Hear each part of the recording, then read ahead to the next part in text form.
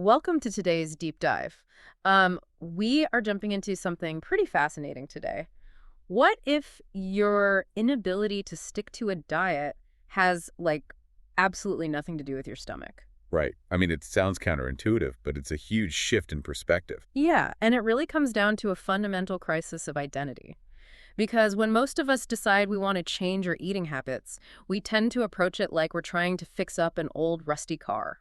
Oh, that's a good way to put it. Right. We focus entirely on the surface level. We slap on a fresh coat of paint. Maybe we start meticulously counting calories, or we download some expensive tracking app. Or we just swear off carbs for a month entirely. Exactly. We treat the visible symptoms, but we completely ignore the actual underlying structure of the vehicle. And, well, a few weeks later, the rust just bleeds right back through the new paint. Yeah, because the underlying issue was never actually addressed. Exactly. The surface intervention didn't change the chemical composition of the rust underneath.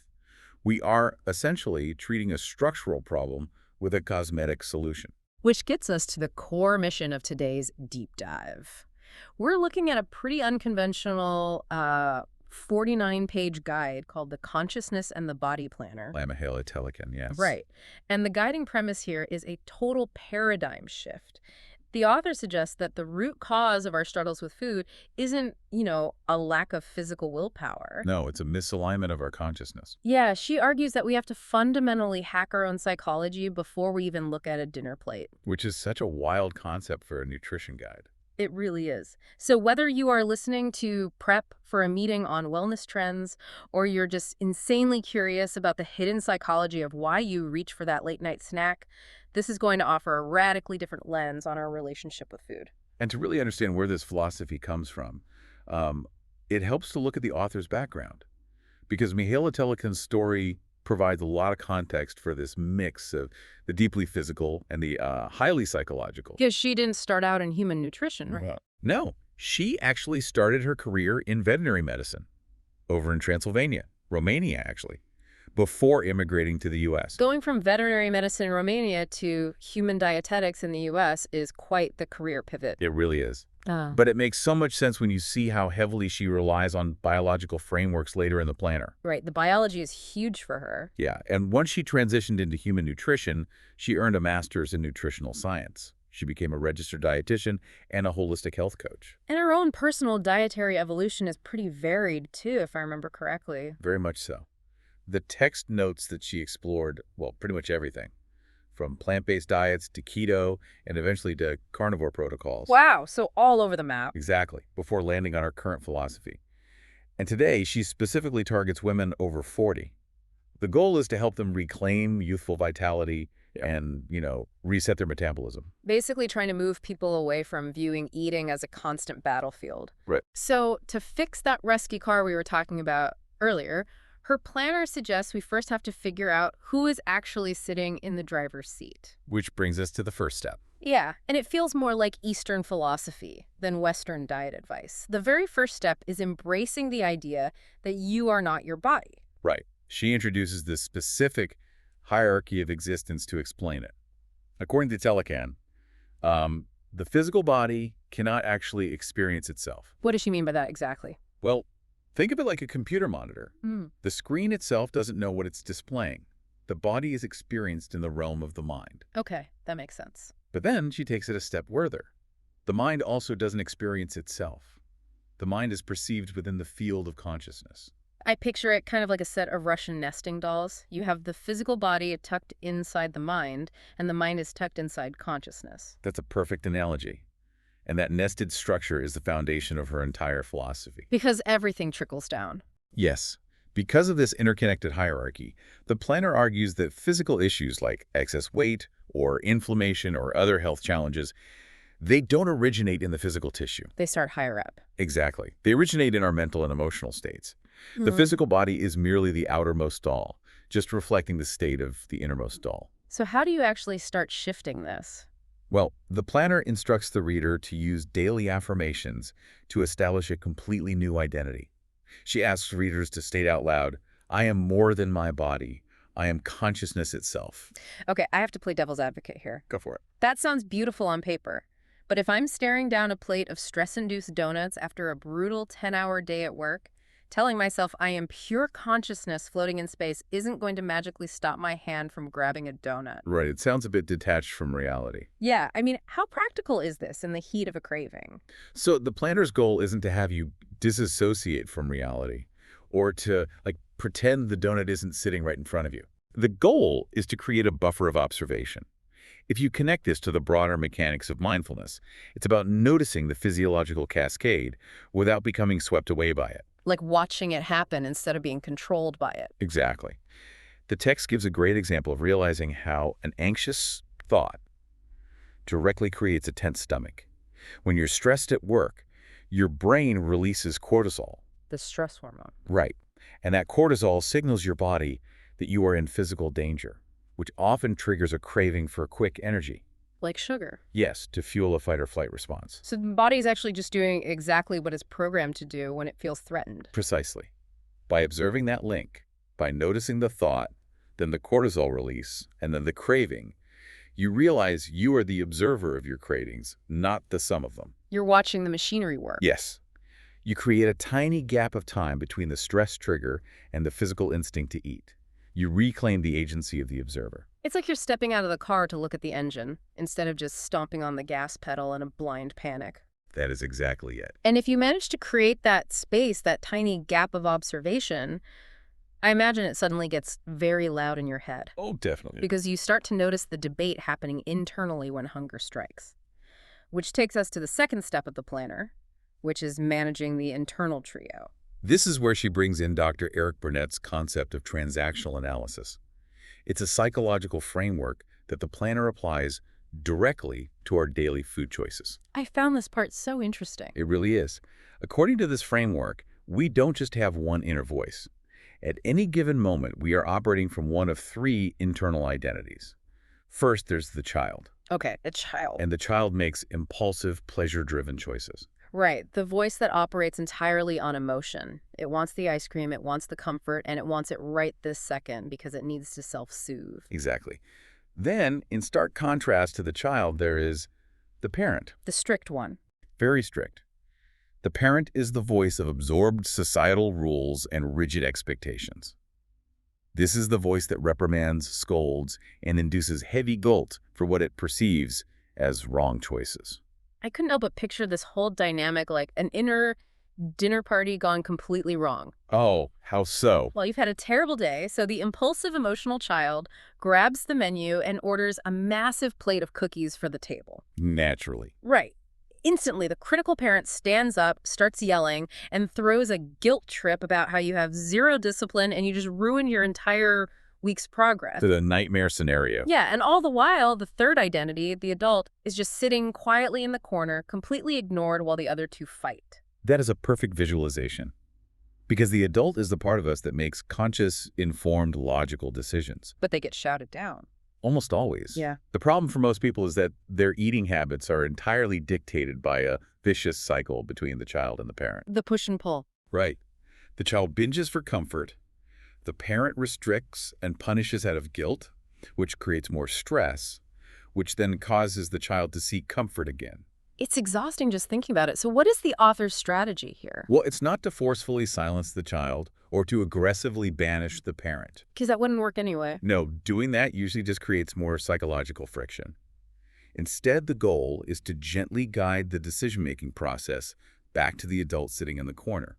It's about letting the adult finally pick up the menu. Exactly. But how do we practically get the adult to take over the dinner party when the child and parent are screaming at each other? The planner provides a very specific intervention for this.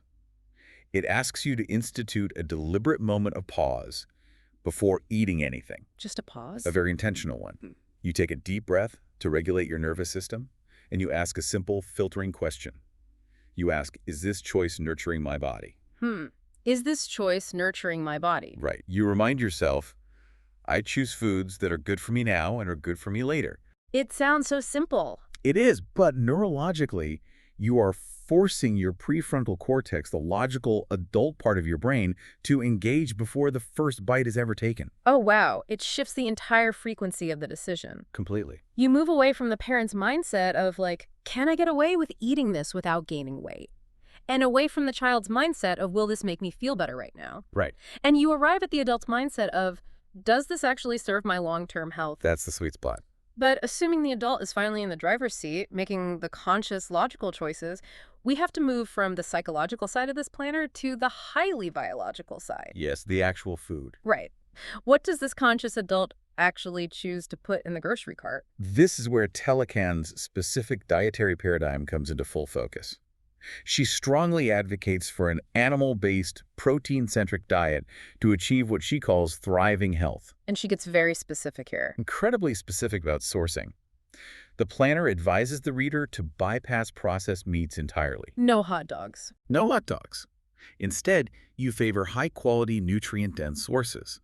Things like grass-finished beef, wild-caught salmon, free-range eggs, bone broth, and wild-caught sardines. Okay, I want to be incredibly clear to you listening that we are simply unpacking her specific thesis here. We are not handing out medical or dietary advice. Absolutely. But this is where the text gets really interesting for me. I mean, we just spent 2 segments talking about pure consciousness, the mind-body connection, and high-level Eastern spirituality. Very ethereal concepts. Right. And then suddenly, we are getting hyper-specific about the biological necessity of eating grass-fed steak and sardines. It's quite the pivot. It is. How does the author bridge this massive gap between ethereal spirituality and a very meat-heavy, carnivore-leaning protocol? It is arguably the core tension of her philosophy, and she bridges it by arguing that you simply cannot separate spiritual health from biological reality. They are intertwined. Deeply. The text argues that humans possess digestive and enzymatic systems that are biologically designed to extract and metabolize highly bioavailable nutrients from animal foods, and to do it efficiently. And when we talk about bioavailability, we are talking about how easily the body can absorb and utilize those nutrients. Exactly.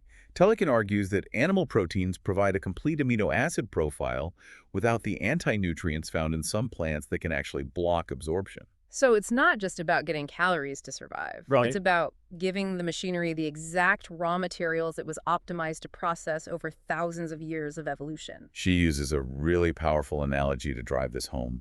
She points out that the consciousness inhabiting a lion's body requires a specific diet to thrive. A lion can't eat grass. Right. A lion cannot reach its full vitality on a plant-based diet because that just does not align with this biological hardware. Okay, I see where she's going. Similarly, she says we have to honor the innate wisdom of the human form. Choosing foods that align with this specific biological design is framed not as a restriction, which is how the parent would view it. Right, the parent sees it as a diet. Exactly. Instead, it's framed as an act of profound self-respect. It is the literal alignment of consciousness with the body. That's fascinating. Eating a high-protein, animal-based meal isn't a trendy diet for her. It's framed almost as a spiritual practice of honoring your hardware. Yes.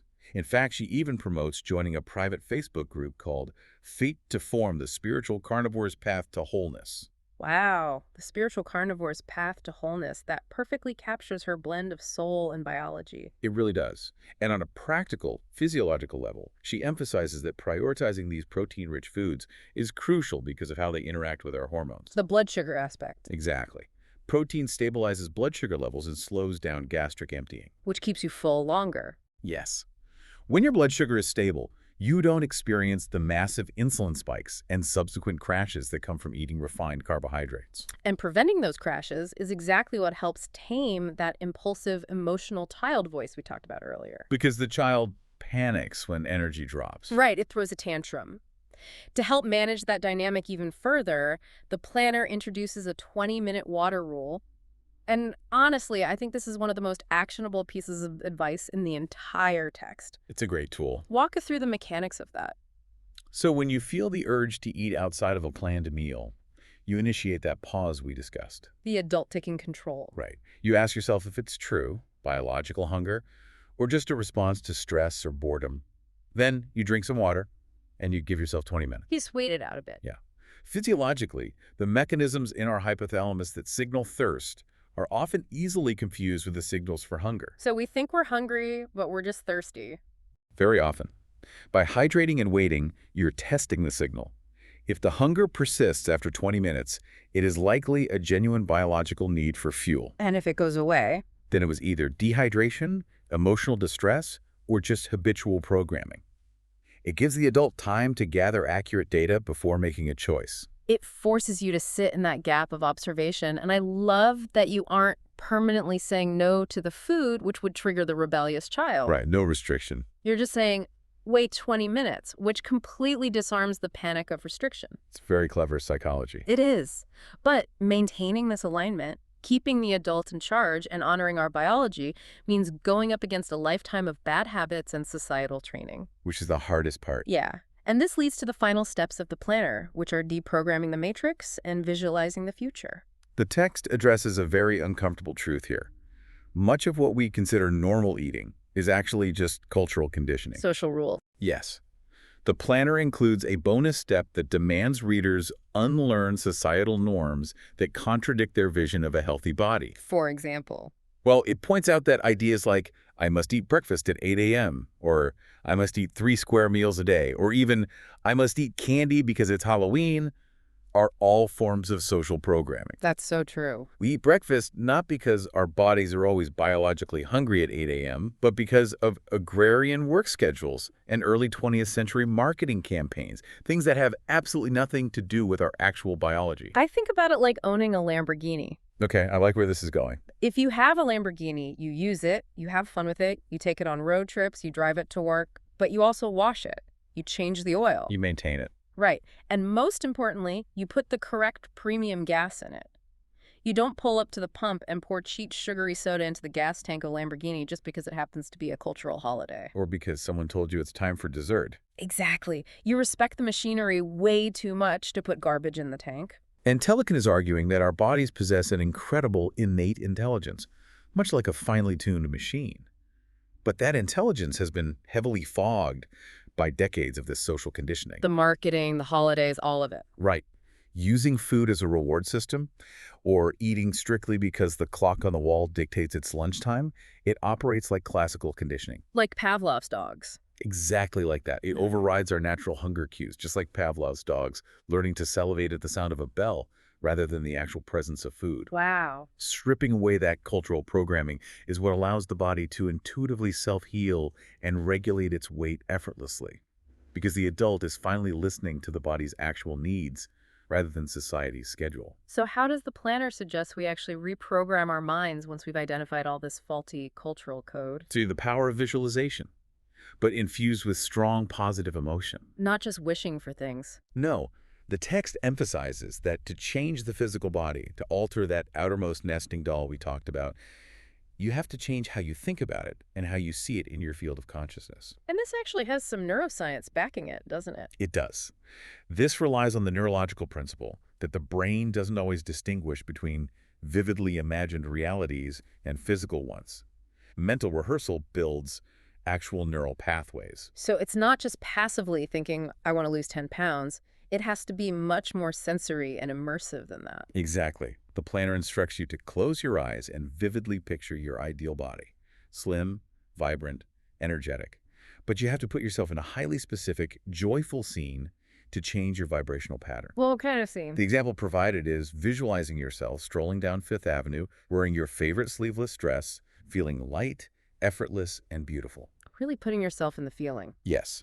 By connecting the image of the physical body to the deep emotional state of joy, you begin to rewrite the underlying code of your consciousness. We have covered a massive amount of ground here today. We really have. We started with the philosophical recognition that you are pure consciousness.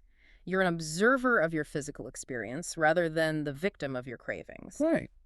We explored the psychology of quieting the impulsive child and the critical parent, finally putting the conscious, logical adult in charge of that inner dinner party. Getting the adult to order. Yes. Yeah. And we learned how that adult honors our human biological design by prioritizing nutrient-dense, animal-based proteins to stabilize our hormones. Using the 20-minute water rule to separate true hunger from emotional distress. Exactly. And finally, we looked at how to break free from the societal food matrix, treating our bodies like the Lamborghinis they are, and using joyful visualization to literally rewrite our physical reality. It takes the act of eating completely off autopilot. It turns it into a rigorous daily practice of self-awareness and, really, biological respect. As we wrap up this deep dive, I want you listening to think about your very next meal. As you reach for that plate, or Open the fridge. Just take a deliberate pause. Just one breath. Yeah. Which voice is actually making the choice? Is it the impulsive child looking for emotional comfort? Is it the parent restricting you just because you feel guilty? Or is it the adult? Are you eating because your body is biologically asking for fuel, or just because the clock on the wall says it's time? And I will leave you with a broader thought to mull over, building on everything we've discussed today. What's that?